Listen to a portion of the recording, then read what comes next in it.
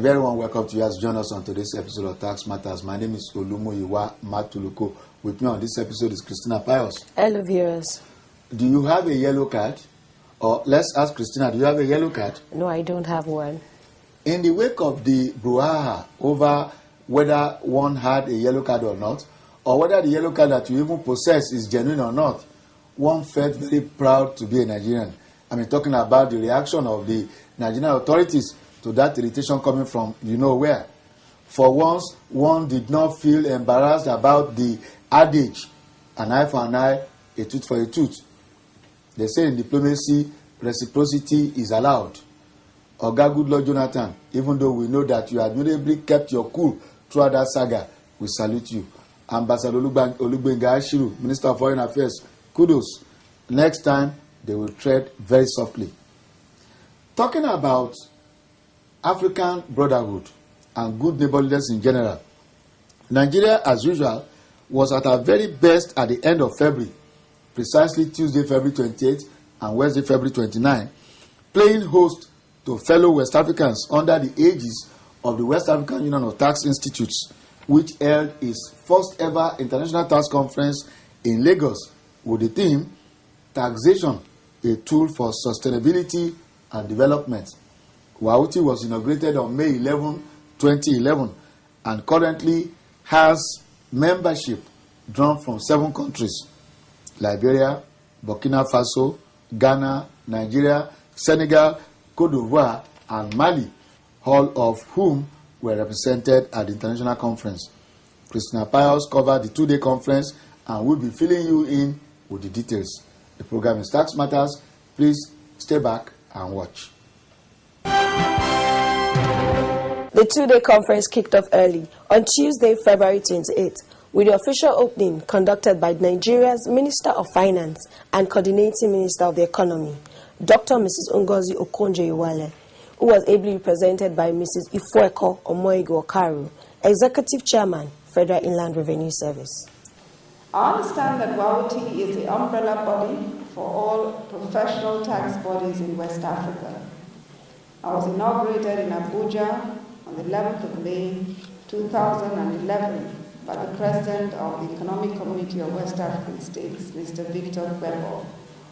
As this conference commences, the government of Nigeria, through the Federal Ministry of Finance, the Federal Inland Revenue Service, the Joint Tax Board, will closely monitor discussions, outcomes, and resolutions from this conference. Of particular interest to us will be how WAUTI intends to influence governments in the region to develop and promote taxation as a pivot of economic development as stated in your objective.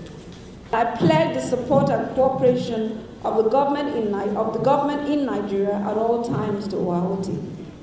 Distinguished participants, facilitators, and other invited guests, it is now my singular honor to declare this conference officially open.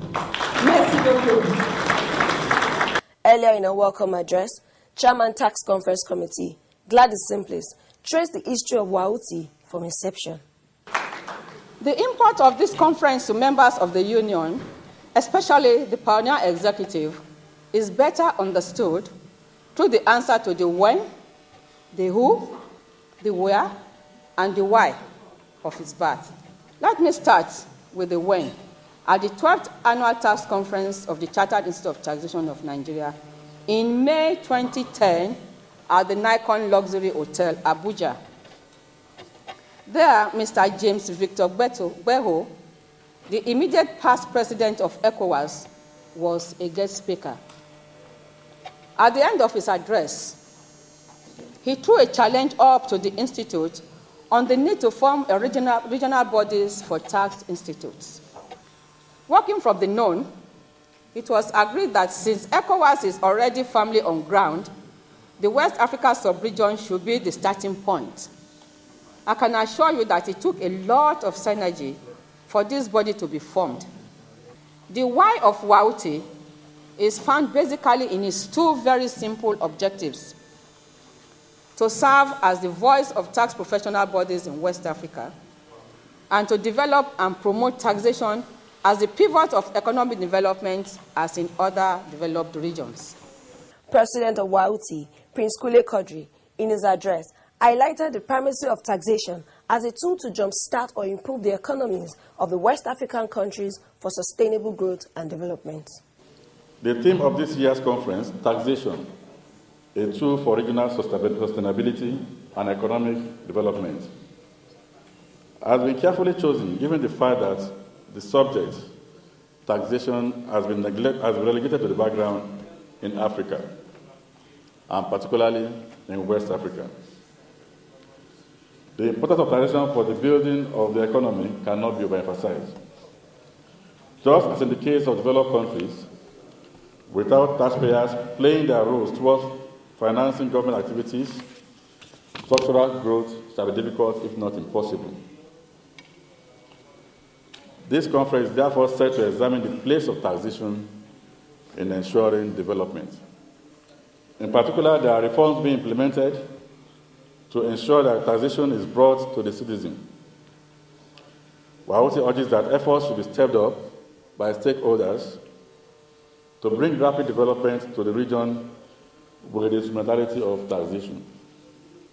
There is a focus on good taxation policies, up-to-date and regularly reviewed laws, and re-engineered tax administration shall go a long way to make the region investor-friendly.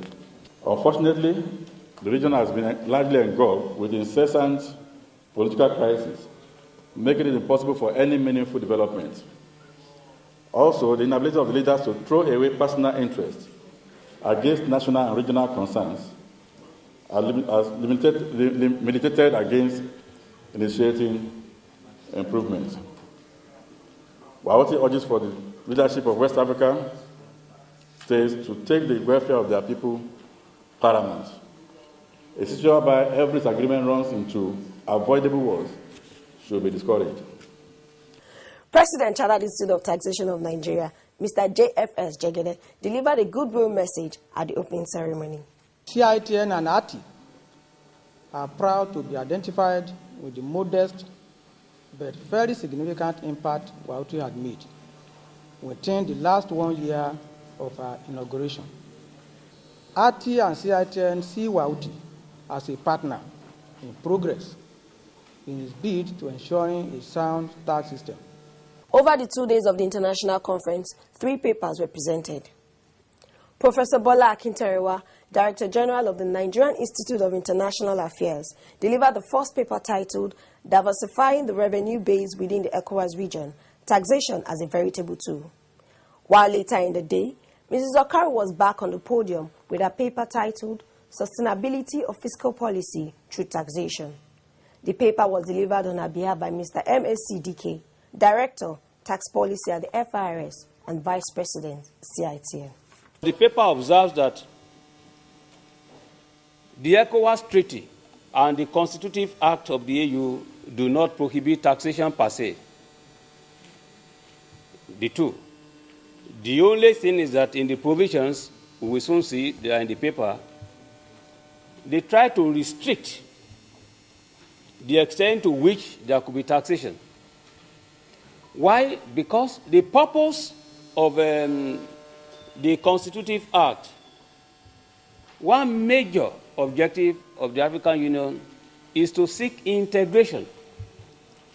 So the thinking of the African leaders is that by the time you begin to overemphasize direct taxation, making the corporate, the individuals to pay, especially in light of the provisions on free movement of goods and of persons and right of establishment, that may discourage movement from one country to the other. So they want people to freely move. So in the context of integration, they were thinking that it should be bottom up. You know, the situation now on the ground is that integration is more or less at the level of the leaders. We do have VAT as one method. We have direct taxation.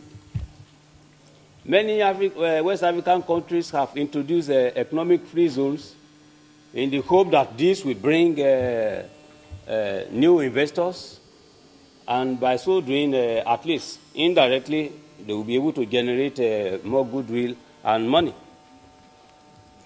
But the thrust of the paper is that if you look at the AU treaty, the provisions are there. I quoted that extensively, saying that even if you have to tax, the tax must not exceed what you have placed on domestic goods. So there is already a limitation. If you now take the ECOWAS own treaty, especially the revised one, in fact, the ECOWAS own agreement lifted word for word what was stated in the AU treaty, probably with differences in punctuation and so on and so forth. So, if you have this provision that there's a limit to which you can embark on taxation drive, then when we are talking about diversification, it implies that that diversification effort too, all right, will be limited. Okay. In final submission, what I will say is that the taxation in the West African region, for now, is basically in the mineral, resource areas. The non-resource areas, there's nothing to talk much about. The paper provided the situational reality in West Africa, especially in terms of environmental conditionings. If you are talking about taxation, you must also look at the environment. Inflow of resources are dwindling. Financial crisis, insecurity, everywhere. Now, taxation is largely a function of the situation of health of the economy. If the buying power of the people is limited, the extent to which you can force out money will be another issue. All these points are raised there, and in a final submission, I raised the issue of a military contingent going to do a battle without a commander or commandant. We are talking about taxation. There is no director of taxation, all right, in the ECOWAS office. That shows that we are not serious a region or organization. So for someone to monitor, to build the civilian link between the organization and the people, there has to be. And the major reason is this. And God knows this himself. If you want to embark on a taxation drive, if the political will is not there, it is a failure ab initio. How can taxation positively impact fiscal policy for development in the region? In answering this, we will look at the objectives of fiscal policy with a view to analyzing how taxation impacts these objectives and is key to attaining them. Generally speaking, the objectives of fiscal policy are achieved through two tools, namely taxation and expenditure. On one hand, through taxation, government transfers assets from the people to the government, while on the other hand, through expenditure, it transfers assets from itself to the public. This may take one or several forms, including social security, wages, provision of fiscal infrastructure, social amenities, free or discounted health care, education, transportation, etc. By and large, the objective in a developing economy is usually to create a conducive environment for economic growth, stimulate productivity, and stabilize growth. Some available options, depending on local circumstances, include: 1, taxation of resource revenue to develop other sectors of the economy. This option is usually available to countries which have a significant source of resource wealth, such as oil, gas, and natural and solid minerals, etc. Although resource wealth is usually easier to realize in the short term, it is generally not viewed as a sustainable source of wealth or revenue. It can, however, be used as a platform for developing other sustainable sources of revenue by utilizing revenue from such areas to stimulate growth and progression in other areas of the economy, which are more stable and sustainable than resource wealth. On day 2, Wednesday, February 29, the duo of Abdul Basir Bamba and Ali Abdallah from Ghana presented a paper on tax legislation and legislators, issues and challenges. The papers generated robust comments and observations from participants both at the plenary and during syndicate sessions. One of the several highlights of the 2-day conference was the introduction of a reference book on the Nigerian tax system written by Dr. Mrs. Shomorin, Deputy Vice President, CITN, who recently retired as an acting coordinating director at FRS. What I am going to do, I've been asked to do, is to present the book called Teju Tax. It is the first reference book of its kind on Nigerian tax system, accounting and taxation terms, combines features of dictionary and an encyclopedia, over 2,000 entries, contains summaries of legislation on taxation and companies, and offers comparative cross-referencing of ECOWAS and several African, Asian, European, and North American countries. Now, about the author, her name is Dr. Mrs. Teju Shomorin. There's a lot of great temptation on my part to repeat what a great English judge, Lord Denning, said about our own professor, Teslim Olawale Elias. And what he said was that what a liar does not know in law is not worth knowing. Now, with the experience, qualification, and knowledge of Dr. Teju Shomorin at the Federal Inland Revenue Service and her recent retirement as a coordinating director, it is apparent with all modesty to say that what is not in this book is not worth knowing.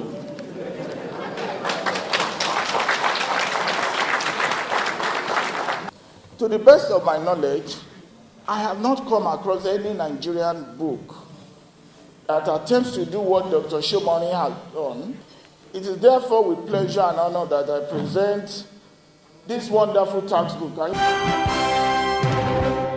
The closing ceremony of the international conference was performed by the Executive Governor of Lagos State, Mr. Babatunde Raji Fashola, who was represented by his special advisor on taxation and revenue. Empirical evidence the world over has shown that taxation is one of the key elements to promoting sustainable growth and reducing poverty.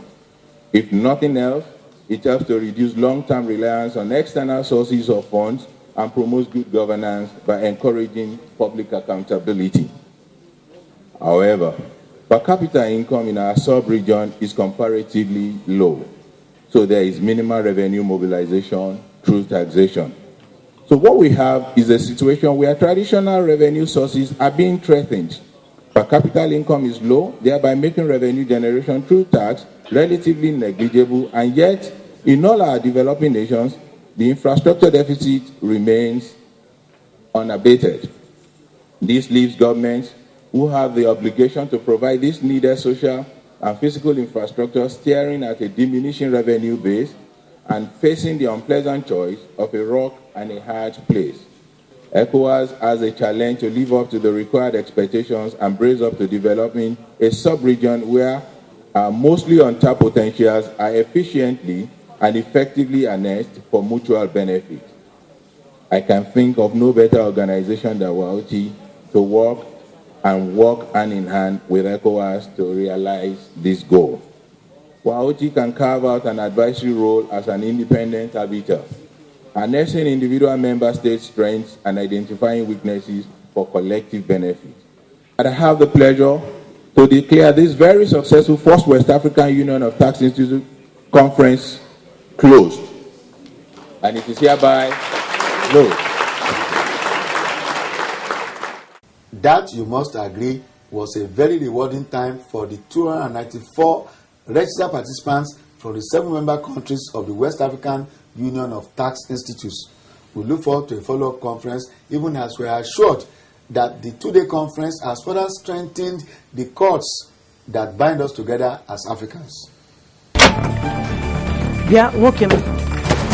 Yeah, waiting be this. The deduction now for withholding tax. Withholding guinea. Look, if you not pay me my correct money today, hey, Munu get me half for. But madam, should be your company paying income tax. Yes, that one I enough load for me to carry. Why in I won't come add join them again? You see, withholding tax now advance payment for income tax. So when you do some kind job like contract, we go remove small from them when we won't pay you. I don't go contract am up. I beg tell me another. No. We must pay the money to FIRS within 30 days, and they go give us withholding tax credit note to take show say you don't pay part of your income tax in advance.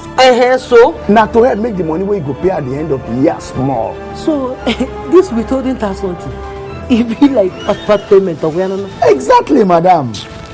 I beg you, give me my check. Remember, come collect your credit note. Withholding tax now for we own good. FIRS, it pays to pay your tax. We move on, and we are getting to March proper as the Federal Inland Revenue Service Rumukurushi Port Harcourt Integrated Tax Office chose the very first day of March, talking about Thursday the 1st of March, to host an interactive session with company auditors, tax consultants, and tax collecting banks. The interactive session began with the presentation of 2 papers, one by Mr. M.M. Onitolo, Head of Audit, and Mr. H.M. Ibrahim, the tax controller, after which followed a very robust discussion and question and answer session. The regional coordinator of the South region, Mr. Gbolaga Oshiga, was ably represented by Mr. F.O. Obri, tax controller of the Benin Integrated Tax Office of the Federal Inland Revenue Service. The story of that interactive session is one story that we will tell you in greater details, but not today, as time is ticking and we have to move over for the next program. But before we go, this appetizer from one gentleman who spoke on behalf of other tax consultants at the interactive session.